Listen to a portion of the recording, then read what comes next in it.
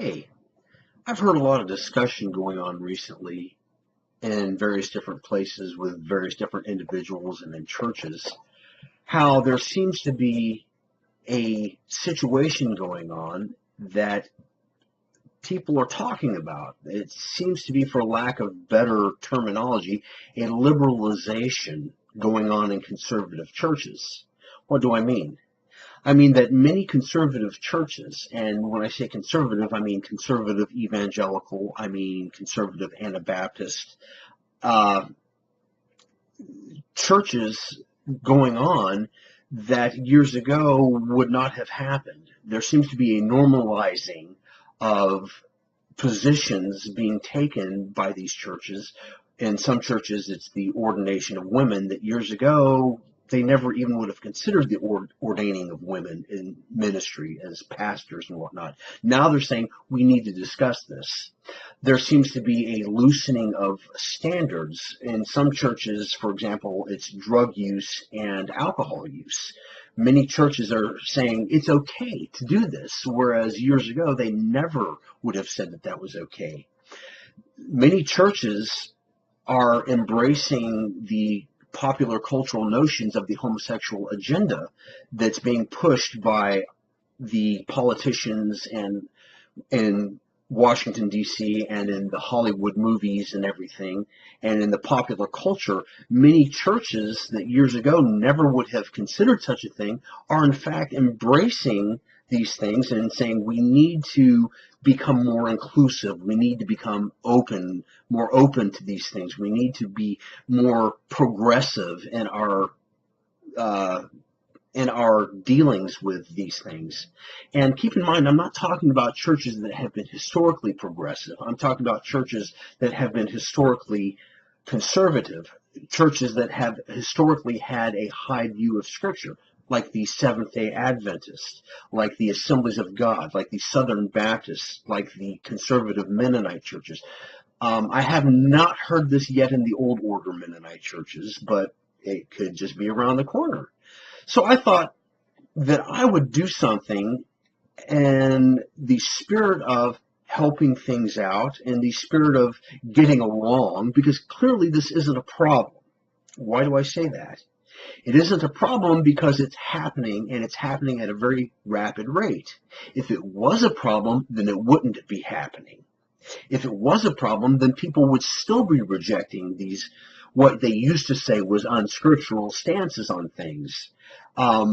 If it wasn't a problem, or if it was a problem, then the Assemblies of God would not be saying we need to allow our people to be drinking alcohol and taking drugs. The Seventh-day Adventists would continue to be saying that we should not ordain women.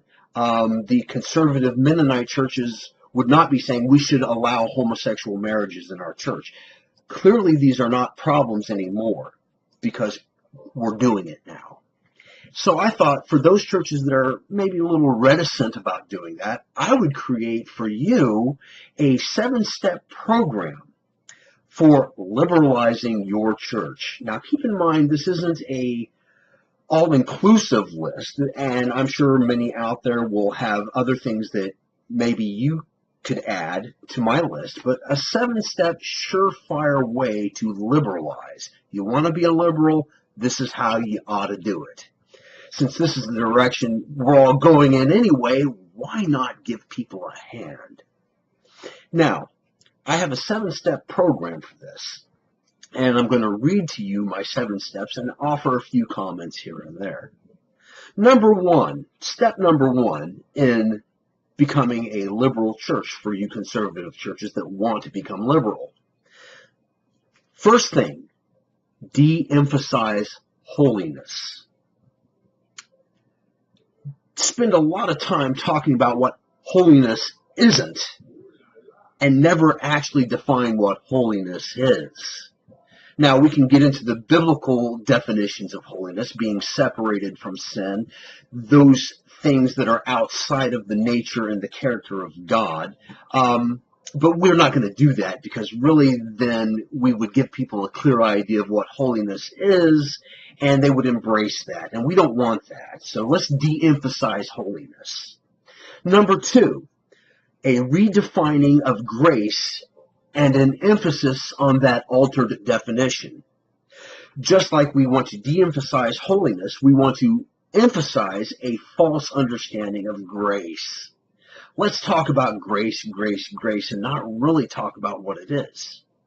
Let's reject the notion that grace implies that we obey, that grace and obedience are in fact related, that we walk in the grace of Jesus Christ because we are obeying Jesus Christ. Let's just do away with that and start talking instead about grace being whatever we want it to be, whatever notion we want it to be. Let's get into singing fuzzy songs and just talking about grace and goodness and never really defining what that means. With that in mind, let's start by implicitly and then gradually explicitly devalue Scripture. Let's devalue Scripture. Let's get rid of that high view of Scripture. You know, I think that a lot of the discussions, a lot of the situations going on where churches are embracing things that they didn't used to embrace is because they have already devalued Scripture. They have, in fact, gone along with the serpent when he said, "Yea, hath God said?" Well, let's get involved in that. Let's jump on that bandwagon. Let's devalue Scripture. You want to be a liberal church? Say that Scripture doesn't mean what it says. Say that the things God said took place in time and space didn't actually happen. Let's tell people that the creation account in Genesis is myth, allegory, not what really happened. Let's say that Jesus didn't truly turn water into wine and Jesus never actually walked on water. Let's call those things myths because, hey, Scripture isn't that important. Let's go ahead and do that. Number 4, let's attempt to change the culture. Let's say we're attempting to change the culture, but in fact, let's do that by embracing the culture. You see, nowhere in the Bible does it say we are to change the culture. We're to be used by God to save people. We are to be used by God to bring the salvation message of the gospel. And culture could be changed by that as people get saved.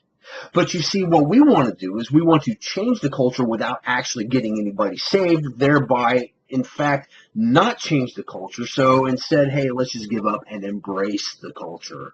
That's why it's okay to drink now. That's why it's okay for churches to have same-sex marriages now. That didn't used to be okay. But now it is okay because we are, in fact, embracing the culture. We're getting with the times. You see, you want to become a liberal church, you got to get with the times. Reject Scripture, reject holiness, redefine grace, and devalue Scripture.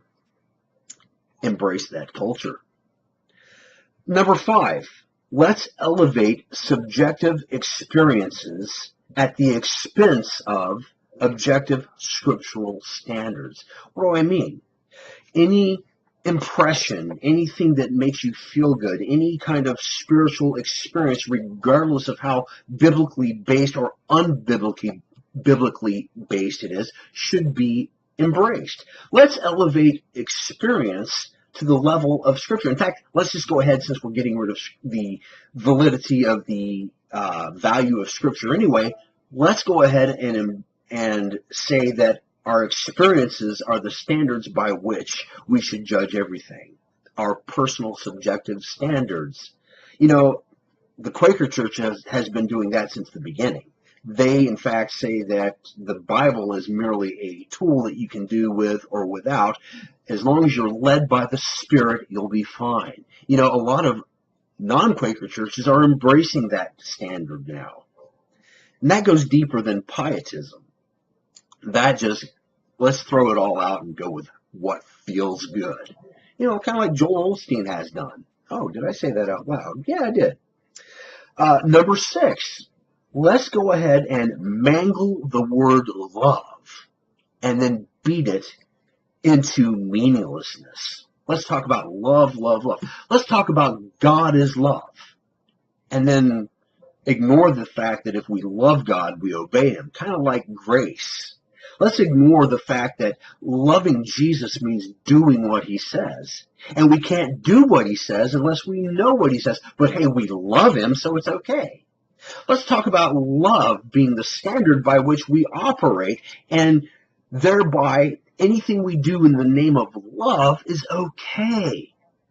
Same-sex marriages, it's all about monogamous love relationships. Therefore, God is okay with it. It's love, and that's what's important. Never mind scripture. Never mind standards. Never mind holiness. It's all about love. God is love. But don't talk about Jesus saying, if you love me, you'll obey me. Okay, let's just drop that if you want to be a liberal church. And finally, number 7, let's feed the congregation a steady diet of dumbed-down theology with large doses of pop psychology and manipulation. You know, that's so popular in a lot of mega churches like Joel Osteen's and T.D. Jakes and a lot of these televangelists that want to give you a very basic and inaccurate view of theology, because we don't do doctrine. No, goodness no, we don't do doctrine. We go by what we feel. Let's get rid of theology. In fact, let's get rid of studying God. Let's get rid of studying the Bible. Let's get rid of knowing God as he knows himself to be. And let's just go with motivational speeches and what feels good and what sounds good, and let's give people comforting things. It's all about comfort now. You know, we should be encouraging people. Don't hit them with scripture. Don't hit them with holiness. Don't hit them with, what does the Bible say? What does God say? No. Those kind of things just cause church divisions. We want to do away with that, because now, in this day and age, we give people a theology that they can really understand. And let's assume everybody is dumb. So you follow these 7 steps and you will have for yourself a liberal church. Conservative churches, conservative pastors. Since many of you are trying to go this direction anyway, you ought to just come right out and do it. This is the direction we're all going in, so let's just stop beating around the bush, embrace these 7 steps, and add to them a few more of your own devising, and in no time, you'll be a perfect liberal church, and there will be no difference whatsoever between, say, the Unitarian Universalists and the Assemblies of God, or the liberal Presbyterians and the Seventh-day Adventists, or the conservative Mennonites and the liberal Mennonites. Not a bit of difference, because it's all about getting along. All right. Just thought I'd share that with everybody, and keep up the good work, you guys.